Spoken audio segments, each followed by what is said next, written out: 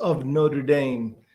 Today is the feast day of the Immaculate Conception, a very important feast day in the Catholic Church and a special day here at Notre Dame. It's a typical kind of mid-December weather on campus. It's gray, it's cold, and we have intermittent snow flurries, very light.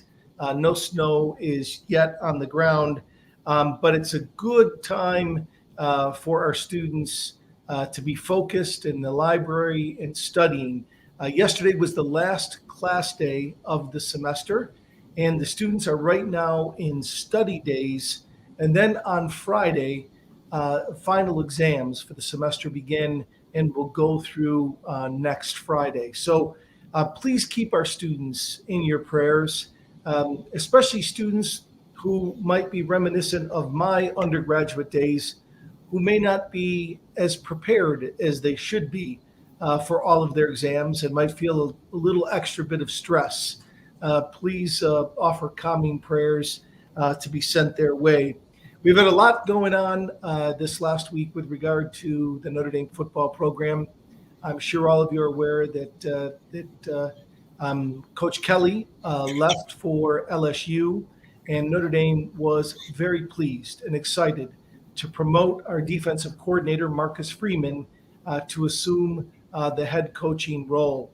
At a young age of 35, but really well credentialed and somebody who really buys into the mission of Notre Dame, Marcus, together with his wife, Joanna, and their 6 beautiful children, beautiful family, are ushering a new and a very exciting chapter in the history of Notre Dame football. So we're really excited about his leadership and the team that he's shaping around him as well.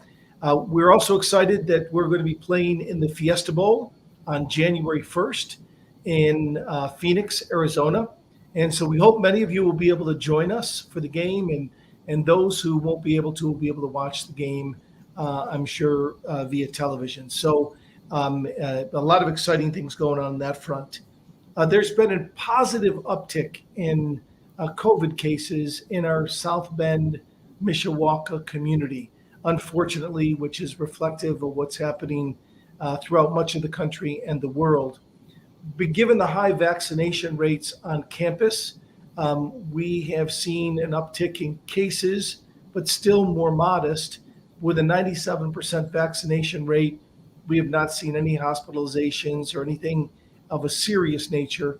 But the local hospitals here have shut down elective surgeries, as 1 in every 3 patients right now in the hospitals are there for COVID reasons. So it's a time of great concern for the nation and the world and for us here locally.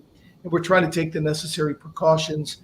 Notre Dame, to that end, has announced that all students will be required to get the Pfizer booster vaccination between January 11th and 14th, so that we'll have all of our students, virtually all of our students, will have the booster vaccine before we start the next semester.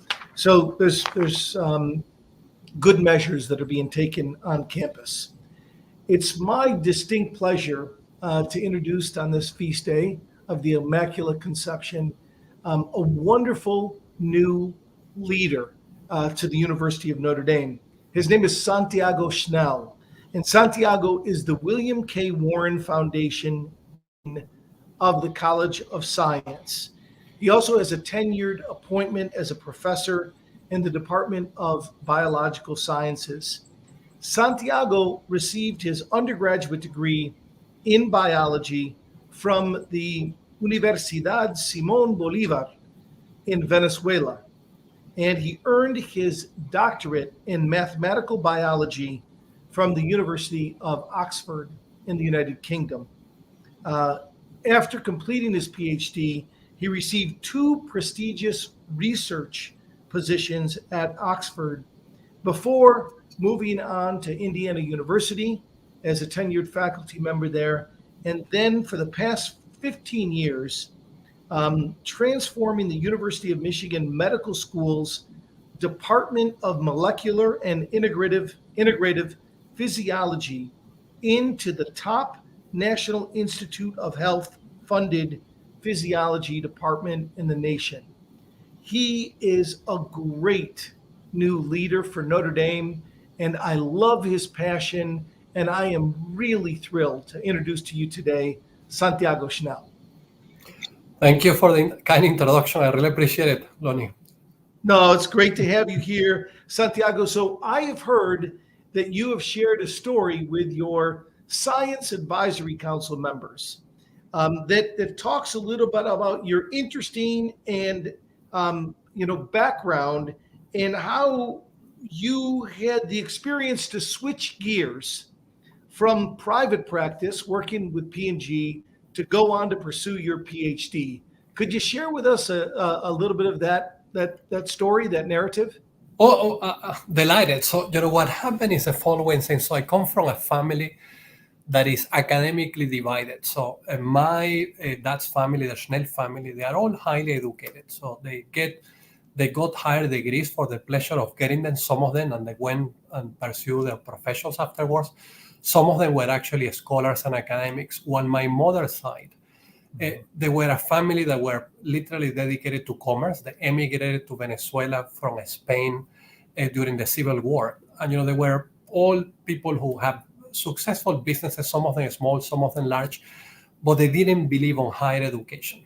And when my grandmother, who I love very much, she insisted that I needed to get a real job because she never felt that people who were in academia were actually associated to reality. They were living in their ivory tower. And my mother insisted very much.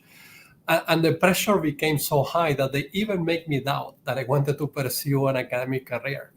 So I ended up accepting a job in the Latin American research division of Procter & Gamble. At the time, the division was just recently created in Caracas, Venezuela. And it entailed my job a combination of factors. So I was working on the development of a new formulation for Pantene. And at the same time, I was transferring technologies from the headquarters in Cincinnati into Latin America, so specifically in Venezuela. And I enjoyed tremendously that job. So I was making for a number of years hair more shiny and beautiful. You can see here the results. And it was a tremendous opportunity for making an impact into society by developing new products. But what ended up happening through the years is that even though I loved the job and I learned tremendous things with the scientists at Procter & Gamble, plus the managing, so I learned a lot of good management skills, I realized that in the long term, so if I imagine myself on my deathbed, surrounded by my grandkids, talking about what I did with my life, I thought that it would be terrible to say that I was making hair more shiny and beautiful.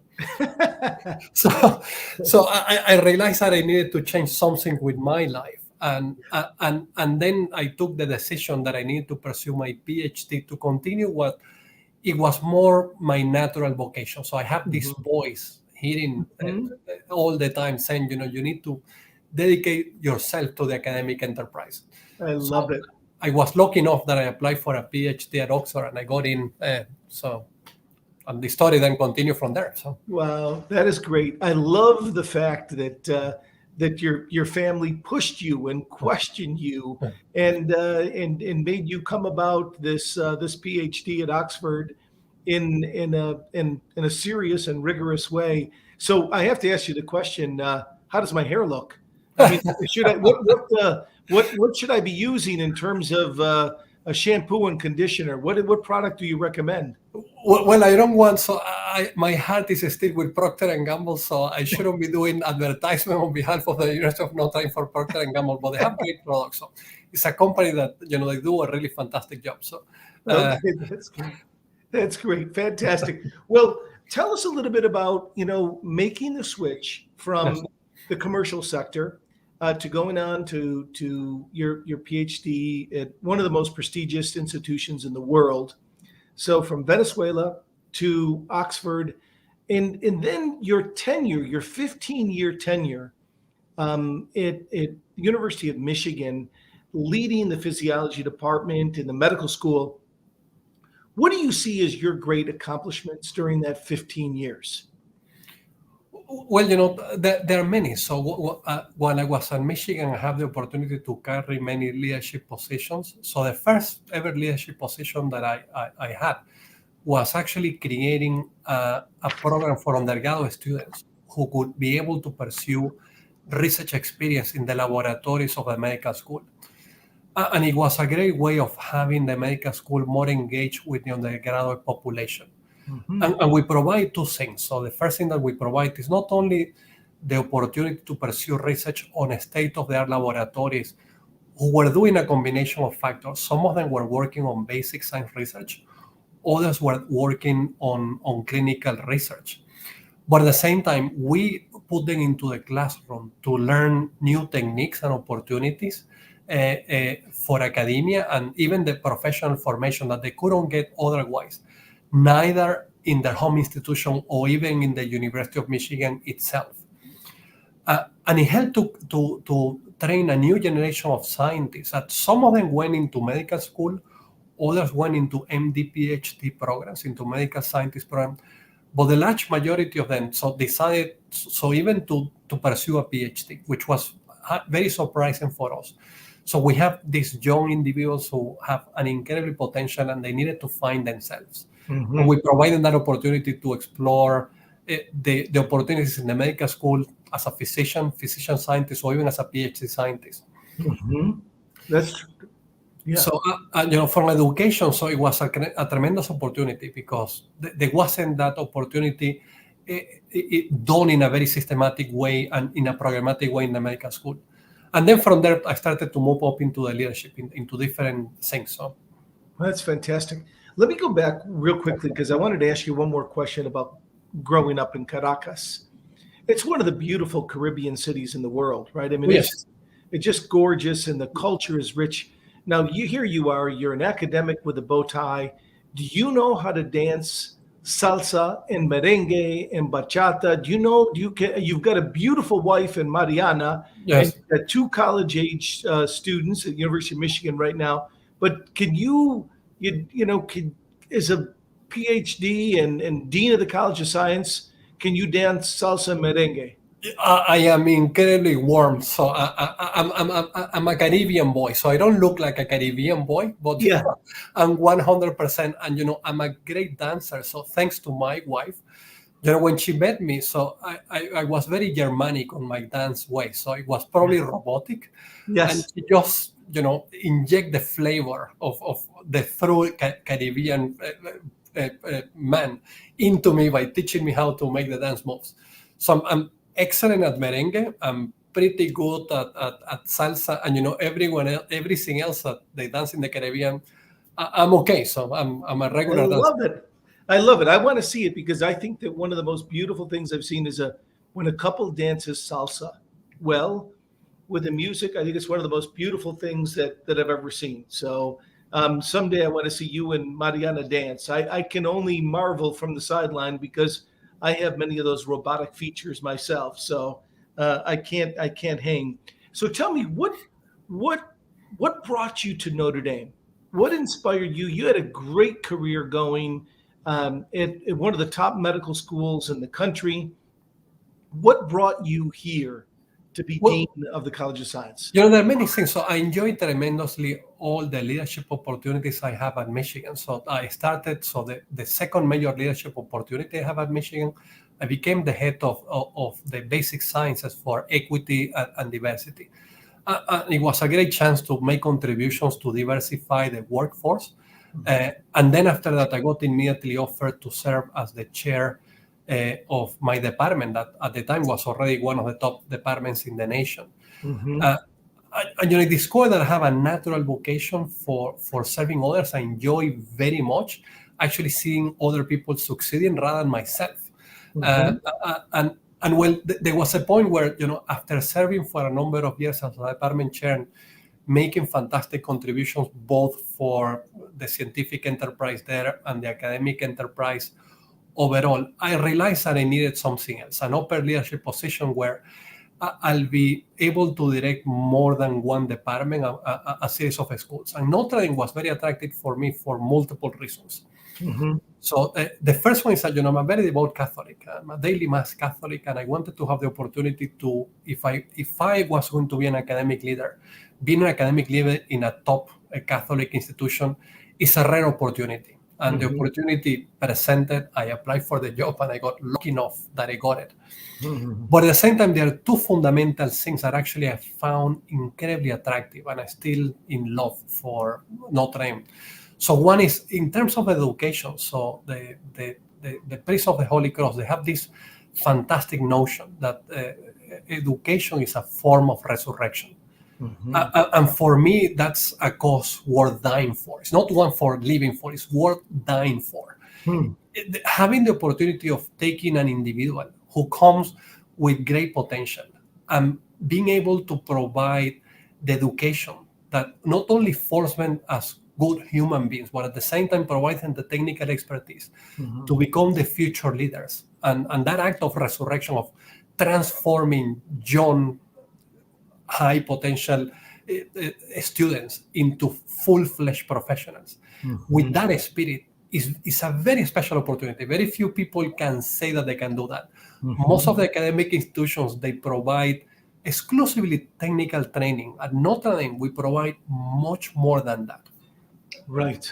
But the second thing that actually attracted me as well for the College of Science is the way we do science in here. It's very much in tune with the origin of the Catholic universities in the Middle Ages.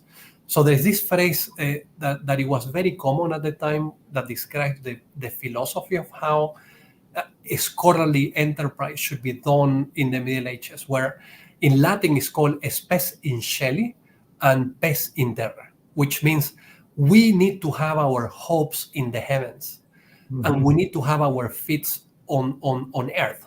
And it's very important for two reasons. So from the knowledge acquisition point of view, we are playing a fundamental role on the act of creation. So we are working with God on discovering how the universe actually works. And you need to have your heads in the heavens, thinking about the very big problems. But if you only remain in the heavens and you're not solving the problems of the world, your science won't have a fundamental impact. And what actually Notre Dame does is that many academic institutions, they love to remain on the heavens, but very few of them are solving fundamental problems of society. And there are so many great examples of how the College of Science is making fundamental solutions to practical problems in daily lives of people, that having pes in terra, the feet on earth, is something that is incredibly attractive, and it's actually what made me fall in love for applying for this job. And actually is what makes me wake up every morning really excited. I have to go to the office. Let's do the work. I love that. Your energy is infectious and your passion is undeniable. And it makes me almost wonder how it's taken you so long to get here. You were destined to be here in a leadership role at Notre Dame because you embrace the Catholic philosophy for not only the university but for science, and it's just wonderful to witness. Now, your expertise, Santiago, is and you're recognized as an expert in theoretical and mathematical biology. What does that mean? Tell us how does that help you to have feet on the ground and your head in the heavens? Excellent question. So, and in fact, so I learned this subject about head on the heavens and feet on the ground, or hope in the heavens, feet on the ground, from another theoretician at the University of Oxford, who actually told me that if I want to make a true impact as a scientist, theoretical scientists, they need to be very grounded to make fundamental contributions in their field. One thing that I decided to dedicate academically my research enterprise is actually finding new ways where we can make measurements effectively in the biological and the medical sciences. Theoreticians, what we do is that we try to come with universal principles that can be described in mathematical terms to rule the universe, how the universe is created. So if there is a God or there is an entity that actually has created the laws of the universe, the theoretical scientist, what he's doing is trying to figure out Give how us an those work. example. Give us an example of one of those theories, would you? So, well, for example, in physics, a fundamental theory is the theory of gravity. So how the process of gravity works out. For example, in biology, so one of the areas where I work on is, for example, how when you have two proteins that are interacting together and they are going to give rise to a chemical reaction, that interaction, the proteins, they need to have an affinity that's very similar to a magnetic field. They need to attach with each other.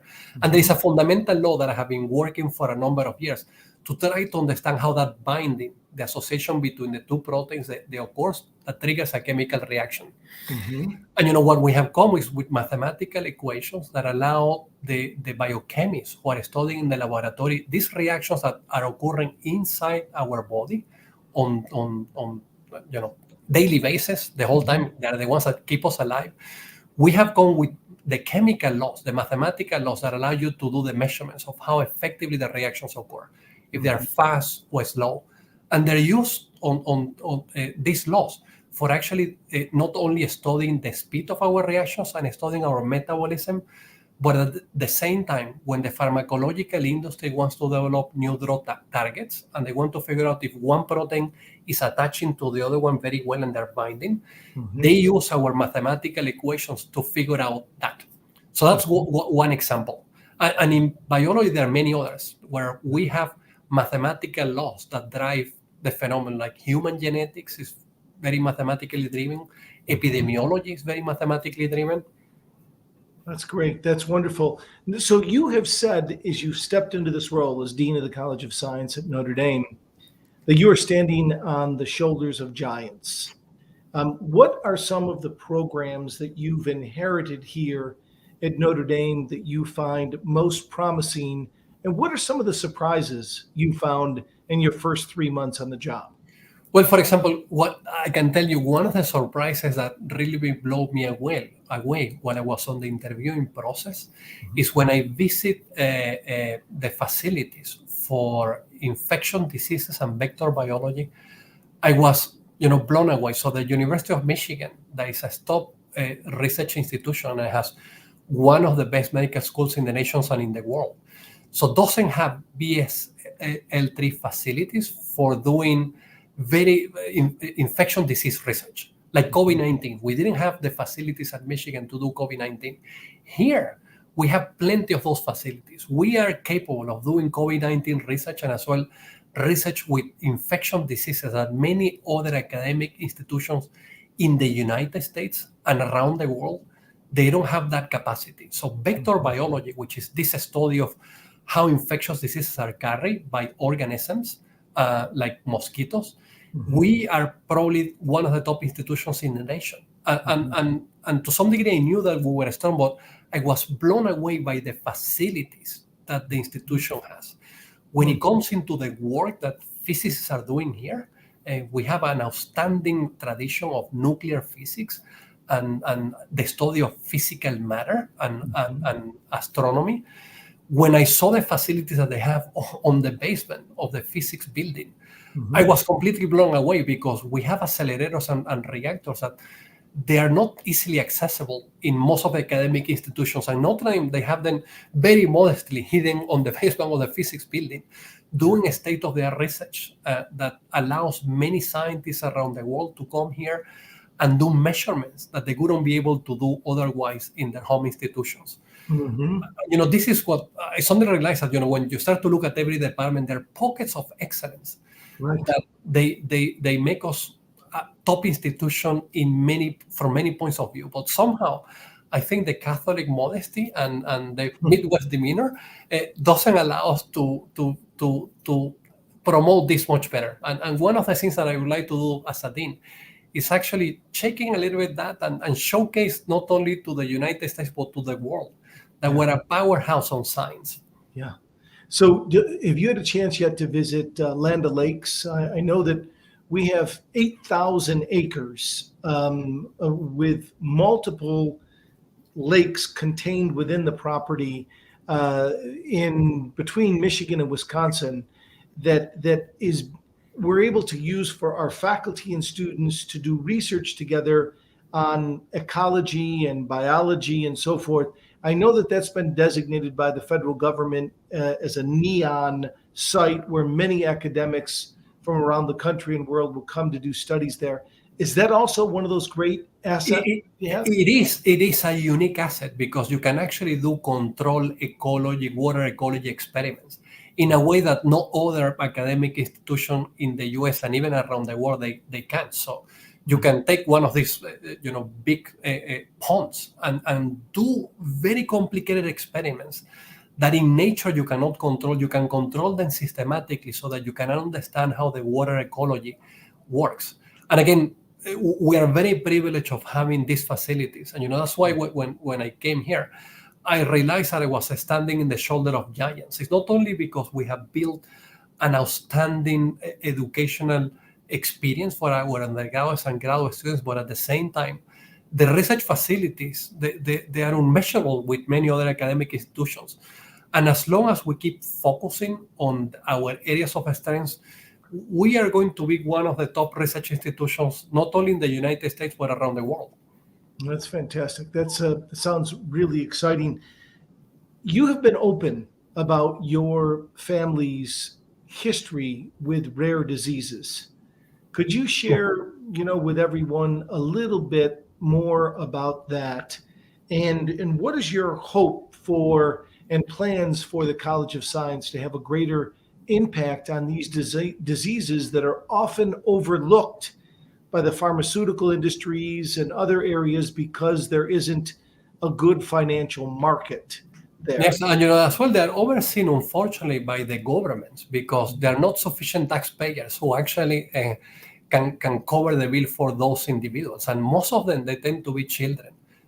So most of the rare diseases affect children, and that's another reason why I'm excited about Notre. Is this idea that our feats when we're pursuing scientific research, they're grounded into the planet. And in the case of my family history, so my mother, completely unaware of this, so she lost 5. So I think it was. So it's 4 children in total that they were lost in my family. So I was the first actually child that my parents they have that actually survived, and they didn't have an idea what's going on. So we learned what ended up happening once my sister, who actually was the carrier of the gene, started to lose the first 2 children that she had, and then the third one as well was born successfully. And she had another child that was born with the disease and survived for 8 years and then passed away, and then she has now another one. And we are the carriers of a disease that's called Haddad. That is a combination of 2 rare diseases combined together. So which is an incredibly rare event that actually happens because it's 1 in 10 millions of the chances that somebody suffer from Haddad disease, which is a combination of a respiratory syndrome. So you have an sleep apnea that is combined as well with other neurophysiological problems. And for me, so it got very dear to my heart because at the time when we learned that we were the carrier, so my sister had the first surviving child, and that he could live with the disease. We knew that it could be controlled. We were not sure whether it could be cured. And my mother and my sister, it still breaks my heart. So they approached me saying, there is anything that we can do. And when I needed to explain to them that the Haddad disease is an orphan disease, so they started to cry. They just say, look, I cannot believe that you're telling me that my child, so my sister was saying, is an orphan because, it has a fantastic mother, a great father, so it has uncles, it has grandparents, and, you're telling me that there is nothing we can do about it. And I told her, well, it's not that it's orphan your child, so you have the family support, but, you don't have the infrastructure to do scientific research and even clinical research to understand and treat the disease. What I ended up doing was doing the commitment that, my research enterprise as a theoretician was going to be dedicated to study all the biochemical pathways that were responsible for rare diseases. And, I started to do these studies of transition between health and disease, whether we could actually predict diseases would be expressed very early, like in children diseases, by measuring more effectively when the treatment was occurring by studying biomarkers. The surprising thing about this is that, and it's another reason why I love the University of Notre. So when you look at the United States, there are only what I consider 6 centers of excellence studying rare diseases. The large majority of them, they're focusing on the clinical enterprise rather than actually on the research, on the basics and research that can come with the cures. Notre Dame is one of the 3 in the United States that actually is focusing on that. And it takes a lot of courage to a research institution, a university, to say, I'm going to grab the bull by the horn and take this challenge, because you receive very little support from the federal government and the pharmaceutical industry to do this. It's done literally by the endowment and the donors and the passion of our faculty members to come with cure for diseases that they're orphan. Nobody cares about them, but we do. And for me, it's a great honor to actually leading a college where this is an important part of our mission. It seems, now help me understand the definition of this, because a rare or an orphan disease is typically something that affects fewer than 100,000 people in the world. Is that exactly? Accurate? But so, if you add up all of these orphan diseases together, it's quite a significant number of people and families that are afflicted by it. So whether it's Hadat or whether it is Niemann-Pick C or cystic fibrosis, whatever the orphan, the rare disease is, my understanding is a lot of times the research that you do can have salutary effects on other diseases. Exactly. And tell us, give us a little bit more of an understanding of the magnitude of this problem and the impact you think you really can have through the college. Well, again, so the impact we can have is huge. So there are 2 things that, when you look from the epidemiology of the diseases, there are 2 numbers that people look at. So one is the incidence, and the other one is the prevalence of the disease. Incidence is what is the chance that you will get born with the disease. For example, with Hadat, which is an example of my family. So the chances that you will be born with disease is 1 in 300,000 people. But then you have the prevalence. How many of those individuals are actually alive currently in the population? And that number can jump actually to 10 million. If you don't have good physicians and you don't have good scientific research that allows to get closer the incidence from the prevalence. On average, most of the rare diseases, they tend to have an incidence of around 1 in 100,000, 1 to 300,000 people. Okay. And many of them, because they are well identified, they're of genetic nature, there are ways to actually control the patients for a large number of years so that they can live a relatively healthy childhood, and then they can survive until young adulthood or even middle age.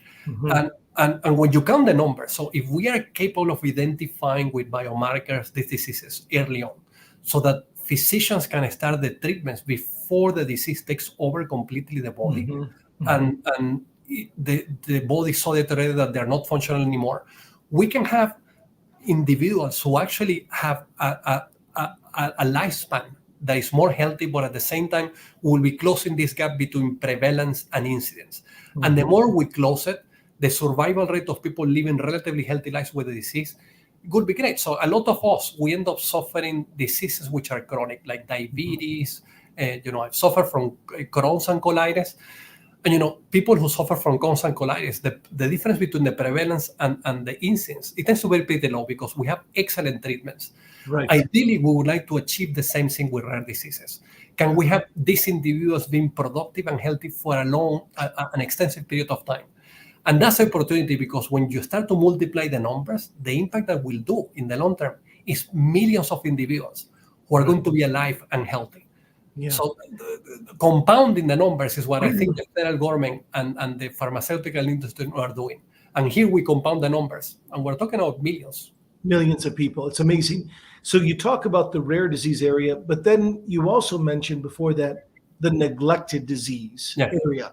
In vector biology, diseases like malaria that are carried by mosquitoes, and dengue fever, and West Nile virus, etc. they afflict a huge percentage of the world's population. And Notre Dame is at the forefront of trying to find cures and treatment and ways to prevent those diseases. Tell us a little bit more about the impact you can have as a college on so many families throughout the world. And this is an important area, and it's very dear to our hearts as well for the following reasons. So the neglected diseases, they are not neglected in the United States. So we have under control many of these diseases, which, in the United States, they have been either eradicated or they're effective treatments. But then when you move to countries like my home country, Venezuela, or you go to the Caribbean or to Africa, or even in Asia, there are countries that are completely devastated, either because they don't have the financial resources or they don't have the knowledge base and the training to make an impact with these diseases. Mm-hmm. And many of our scientists, they are hands on deck working with physicians and scientists in countries under development where these neglected diseases by their local governments, we are taking the reins and trying to come with solutions to prevent them or even investigate more effective ways to treat them. In some of the diseases of vaccination rates, they can be effective, but the way the vaccination rate needs to be carried out and the vaccination campaigns, they have to be very systematic and careful. Mm-hmm. For example, there are neglected diseases where if you vaccinate an individual who hasn't suffered it, it can make a bigger impact into the population that is negative. If you infect individuals who have already suffered the disease once and then you give them a booster with the vaccine. Mm-hmm. And many of the neglected diseases, they operate that way, where it's better to have the local knowledge that our scientists understand very well and transfer that knowledge to their home countries. And my goal is that I would like to have Notre Dame science making an impact on areas where no other universities are doing. With the College of Engineering, we're even thinking on strategies on how, for example, we can have instrumentation and treatments that can be carried out to sub-Sahara desert, where, for example, breast cancer screening can be done with state-of-the-art instrumentation that is easy to carry to countries where nobody else is able to study them and even prevent them.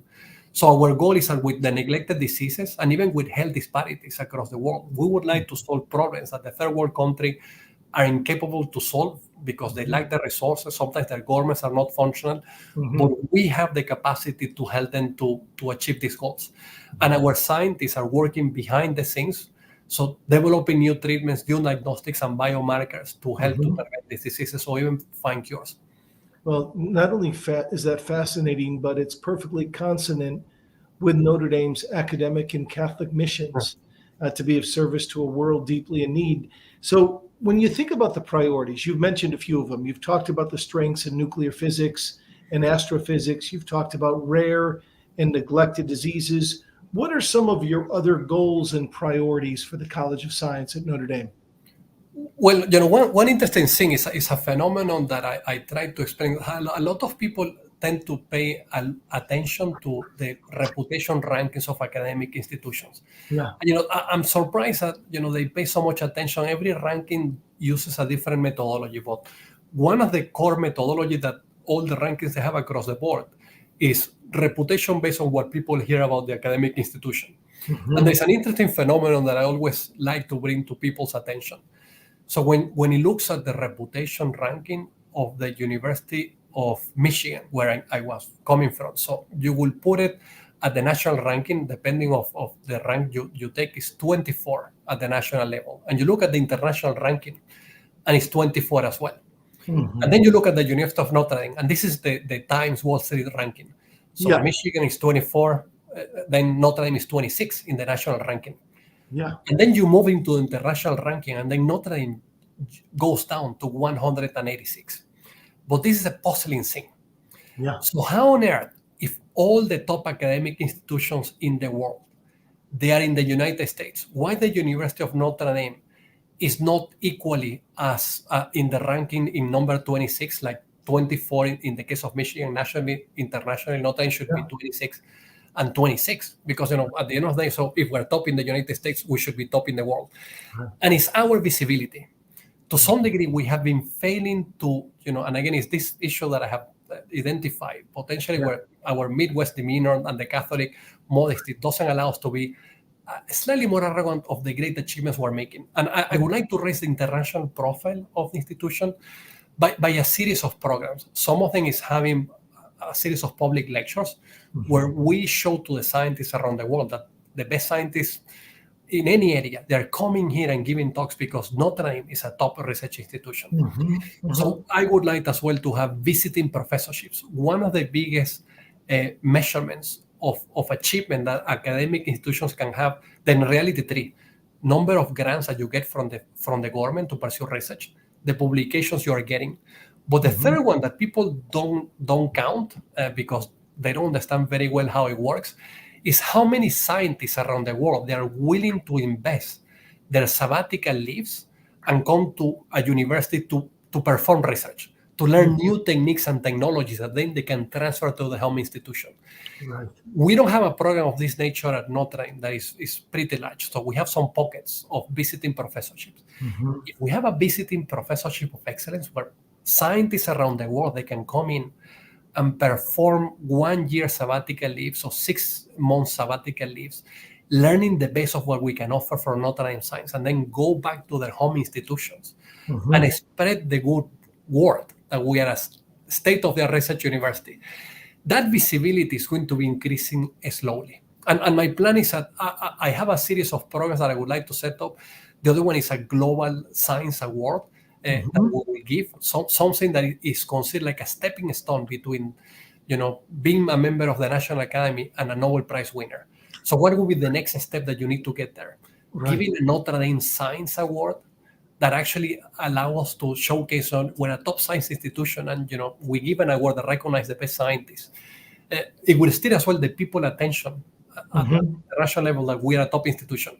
And the reason is because, again, when we go to the rankings, the way people know how to rank an institution worldwide is because they send surveys to scientists and the presidents and the provosts and the deans of institutions around the world, telling them what you have heard of Notre Dame science. If we don't have programs that raise our visibility, all those scientists, presidents, provosts, and deans of other schools around the world, they don't hear from us. They need to hear from us. We need to make them showcase that what we have here is great. And the way to listen is with these mechanisms of bringing professors of excellence, public lectures, science award, and there are other things that I'm planning to. But these are probably the core areas that I would like to focus on the next few years. Oh, well, we always felt that the best way to sell Notre Dame is to get somebody to visit the campus. Yes. And once you come in, you fall in love. So that's right. It's a very special place. So the visiting faculty fellow program makes a lot of sense. And I love the vision to expand Notre Dame's global footprint and impact. And that's terrific. Well, a couple final questions here. And, you're just getting started. You're 3 months into your deanship. But if we were to look at the end of your tenure, hopefully many, many years from now, as Dean of the College of Science, and you were to look back on those many years, what do you hope to leave behind? Well, that's a tough question. So, I hope to leave behind a few things. So one of them is raising the profile, the international visibility of Notre Dame science. And as well of the education, I would like to bring more students. So with all these problems of global health, health inequities and disparities around the world, and rare diseases, I would like to be a center of excellence where everyone around the world, they're not only come to do the science here, but as well getting their training. And this would mean the PhD training, but as well the interface between the PhD and the faculty position, the postdoctoral training, which is the last step that you need to go and become a faculty member. We need to train more postdoctoral fellows here who become experts on their fields. It could be mathematics, it could be physics, it could be chemistry, it could be the biosciences. And they become the future professors. Increasing the number of professors that have the rubber stamp training and the spirit of Notre Dame is very important. And to do that, we need to expand the number of postdoctoral fellow trainees that we have. And at the same time, increasing the visibility by creating these programs would be absolutely essential. The other thing that I would like to do, which I think is very important, so we need to think more about big scientific problems that we would like to solve. At the moment, most of the academic institutions is probably the main fundamental problem that not only Notre Dame has, but every academic institution around the planet. They think about academic disciplines instead of scientific or fundamental questions. And if we target our future into some fundamental problems that we can be working over the next 20 or 30 years, they Give will us not an only make example or two. Give us an example or two of those fundamental So, issues. let me give you an example. So let's say that so in the physics department, we're excellent on studying the origin of the universe and the origin of the physical matter. And if you think about origins, it's a very beautiful question, because we will be talking about understanding the origin of life as well. So how life has arrived. What are the universal laws that distinguish the living matter from the non-living matter? And in understanding those fundamental laws, they're not only important for getting the meaning of life from the scientific point of view, but at the same time understanding what makes an organism healthy, which is what we try to do with rare and neglected diseases. But if you think more deeply about origins, it's a fundamental question that is as well not only important for science, but it's important across the entire university enterprise. The question of origin is of interest to philosophers. So how the universe arises, or even theologians. Right. It's even important, for example, for architects and sociologists, because when you think about origins, it's as well the origins of societies, the origins of the political systems, the origins of the first new cities. So framing problems around fundamental questions would allow us to be better scholars, and not only better scientists, but better scholars. And the reason is because many of the fundamental problems, the way I describe always this is, if I give you this and I show it this way, so this is a perfect cube, so people can start to see the cube in here. And a scientist is able to see only one cube of one area. So then when you move into this area, the theologian tend to look this one in here. The philosopher looks this one in here. But if I tell you what is this box about, you have the question that is incomplete. Some people might think, well, the box is about a birthday present. But in reality, if I move in this direction and I show you this piece of paper in here, then you know that it's a Kleenex box. The only way that we can understand a fundamental problem is by looking at every single face of the cube. So when you have a question, which is the equivalent of the box, the only way to fully grasp it, if you only look at it in one way, you think you have a birthday present. You have a Christmas present. You might have a Christmas present, but it's not a present. It's a Kleenex box. Right. If we're not working across colleges for understanding the big questions, the understanding of the life and the universe is always going to be incomplete. So you clearly, if you want to leave a mark, it would be that one. Can we think across disciplines to solve these fundamental questions? And what we're gaining out of reality is going to be much more and more deeply of what we're currently getting as solely scientists. Well, that's wonderful, because breaking down the silos of a university is something I think the outside world wants to see more of. They want to see high impact interdisciplinary initiatives. And it sounds like you're already making really good partnerships with the other deans and academics from other departments and colleges of the university to work together on these really big questions. My final question for you is, in addition to a scientist, you, as you indicated, are a daily communicant, a deep person of faith. And in this season of Advent, what messages of hope would you like to leave for our viewing audience? Well, and it's not even, it's as well this feast day. So there are many things that I can leave off. So there are many aspirations that I would like to leave. So one of them is that science, the gift of science is incredible. So, and I would like, people to think more carefully about, what we're learning from scientists these days. So we are making outstanding contributions. The last 2 years have showcased that science can make an impact in society, because we came with a vaccine on a record time. And it shows the great achievements that science is doing these days, that we're making advancements in a way that we wouldn't be making otherwise. And the gift of research is tremendous for society, because we are more healthy And as a result, we're more wealthy thanks to the achievements that science and technology are doing these days. Mhm. So for me, that's incredibly important. But the other one that is much more important is that I want people to always think about the University of Notre Dame. So and think about us and pray about us. Being an academic is not a very easy enterprise these days. There is a lot of tensions in the academic system. Mhm. And I want everyone in the audience to think about us on daily basis. So think on the great things that you learn from us at the University of Notre Dame. Think about us, how we can make and continue doing an impact, and give us our support in multiple ways. And one of them, put us on our daily praise. So I have this aspiration that I gave to the Science Advisory Council. That my dad used to love aspirations the whole time. So these short prayers that are brief prayers that it takes you just maybe 2 seconds to say. Mhm. And I told them that one of the most beautiful ones that is a transformation that my dad created. So is you have this for all glory to God is an Mhm. aspiration, but you tend to accompany that always with something else Mhm. that you care very deeply about. Mhm. And one that I care of is all glory to God and Notre Dame. Mhm. So it's one way that, if you're going to stand from the chair and you find it very difficult to stand up, all glory to God and Notre Dame. Or if Mhm. you are watching the football game and, Notre Dame is going through a really rough spot, the way you can think about us in many ways is, just say that brief aspiration, all glory to God and Notre Dame.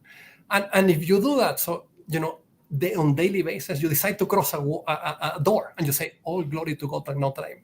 You're not only going to be, praying for God, but as well for all of us here at the University of Notre Dame at the intersection of Our Lady, which is, a very beautiful aspiration. And I hope everyone in here starts to do that, because we need all your help. And the first one is that one. Yeah, that's beautiful. What a great way to end this discussion, Santiago. And we don't say this enough, to ask everyone to please keep us in their prayers. Please keep us in your prayers, because we need them. We're trying to educate, shape, and mold the next generation of leaders and our students. And through our research, we're trying to bring cures to a world that is much in need of healing. So, on so many levels, we do need your prayers. A couple of quick announcements before we'll close our program with a prayer to Our Lady, a Hail Mary. Is next Wednesday. We will have the final live chat of the year before the Christmas holiday, and we'll be joined by Father Dan Grudy, Holy Cross priest, who is the vice president and associate provost for undergraduate studies here at the University of Notre Dame. It'll be next Wednesday at noon, same time, same place. And tonight, we encourage all of you to tune in to the very first Gold and Blue Christmas special from Notre Dame. It will be a live performance from the Leighton Hall inside the DeBartolo Center for the Performing Arts. It will begin at 8 o'clock Eastern Standard Time. And there you can see the link, go.nd.edu/jolly. Go in to that link, and the program will be no longer than an hour. Notre Dame Folk Choir will be the primary leaders of this concert, but then there'll be individual performers. And they tell me that you want to stay to watch the final song of the evening, which will be a very special closing to the first live Christmas from Notre Dame. We hope you'll join us. Santiago, thank you. We are blessed and honored to have you join us and lead this university. And I have no doubt you're going to help make Notre Dame ever more tender, strong, and true in serving its mission and its mission in the world through your leadership of the College of Science and of the university. So please join me all in closing our session with a Hail Mary.